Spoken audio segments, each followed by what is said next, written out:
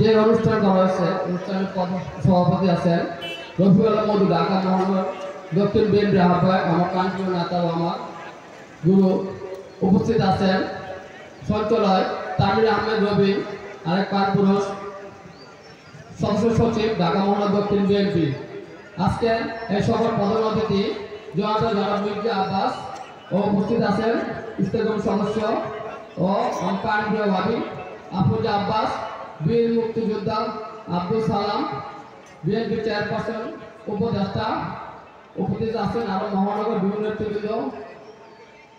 উপস্থিত আছেন ঢাকা মহানগর সিনিয়র যুগ্ম আহ্বায়ক হারুন, আন্দোলন সংগ্রামে যাকে আমি পাইছি আমি, ও ঢাকা মহানগর বিএনপির সকল যুগ্ম আহ্বায়ক সদস্যবৃন্দ। আসসালামু আলাইকুম রহমতুল্লাহি ওয়া বারাকাতুহু।